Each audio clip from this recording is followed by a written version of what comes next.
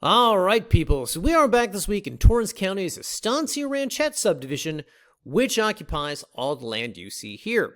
This is a largely rural subdivision which straddles the I-40 to the north and south and is located just 10 minutes east of Moriarty and about 40 minutes east of Albuquerque. More on nearby towns and attractions in a moment. Now, we have sold a number of listings out here in the past and thus are very familiar with the region. And I will tell you guys, it's an interesting subdivision to me because unlike a lot of the subs that we sell properties in, there is a greater what we will call variance to what you will encounter out here than you will find in other subs. And what specifically do I mean by variance? Amenities and features. So, as an example, in the time that we have sold properties in this region, we have seen ones where the road access looks like this and ones where the road access looks like this. Additionally, we have had properties where residential power lines are close by and ones that are miles away. And even though most of the parcels out here don't have or are nowhere close to underground utilities, some actually do. And those utility boxes, in the few instances you'll find them, tend to look like this. And what differentiates this subdivision further from others that we buy and sell in is that there is no logic or pattern that I can find as to why one property might have some of these features and another will not. And this is all my way of saying, essentially, that the utilities and development are not concentrated into one region as we will normally see in other subdivisions. Usually you've got a highway, the development spreads out from there, with it the utilities are extended out further, and then because there's people living there, the roads are better maintained. That, however, is not really the case in Estancia Ranchettes, where the development has been a lot more, from what I have observed, random. The point is that while we have properties in the past with good road access and power and underground utilities, we have never had one that has had all three. That is, until today. Yes, people, this is a good one, found here on the New Mexico page under our Torrance County listings. 2 adjacent 1-acre lots totaling, hang on, let me do the math, 2 acres with power, underground telecom, partial fencing, and like all the properties in this sub, very, very relaxed zoning. Let's go to the map. So this one is located less than a mile south of the highway along this road right here and is accessed off these fine county-maintained roads. Now, it should be noted, guys, the property is located along a road the plat identifies as Rosita Drive, but the plat looks like it was written by Moses, so who knows if it's still called that. For the most part, it appears to be an unnamed road, and I can't find any other map that identifies it this way.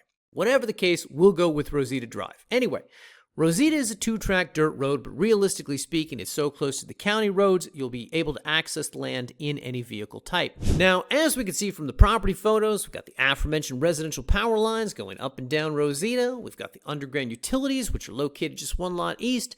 And if we go to the drone photos here, we can see the exact footprint of the land, as well as exactly how kind of nice and secluded this region is. And it should be noted, guys, the neighboring property is fully fenced, which of course will give you some free fencing along your eastern border and helps to dictate your property boundaries, which may in turn help save you some money on a survey.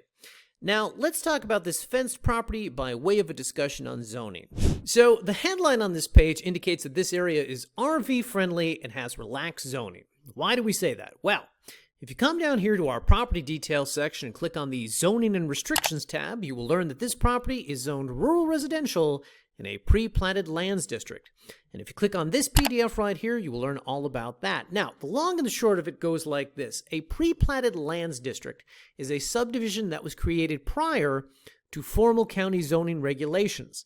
And because some people developed these properties and started living there with certain expectations for how they could use their land, the county, once it actually started creating regulations in the early 70s, decided that they were not going to try to retroactively apply rules that these people didn't want to follow anyway. So, because of this, the county tends to have what we will call a don't ask, don't tell policy when it comes to land use in Estancia Ranchettes. Now, keep in mind, guys, this is not to suggest that there's no rules out here. There's state building codes, environmental regulations, rules about livestock, so on and so forth. But the point is, the county tends to ignore this region.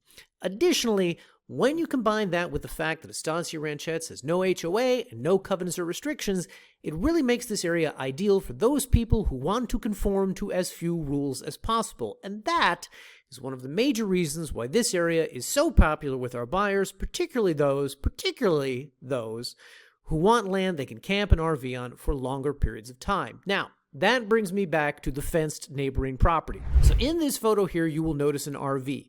There's no house, there's no trailer, just an RV.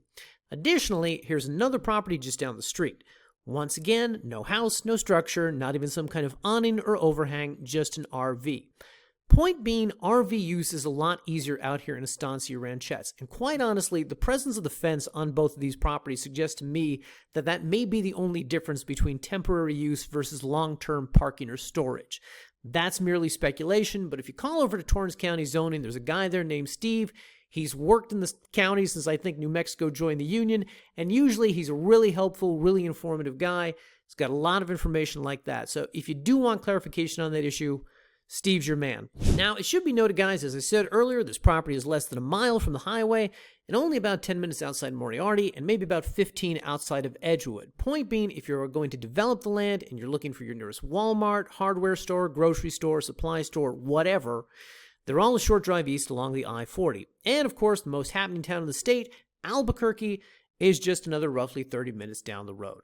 So, people, if you would like to purchase this partially fenced, beautiful, private 2-acre lot with county-maintained road access, power, underground utilities, and zoning so lax it borders on indifferent, just come up here to the top of the page, click the Buy Now button, and make the payment of $39.50 plus a mere $150 doc prep fee, and we will get all the paperwork started and get the property conveyed into your name. Toot sweet.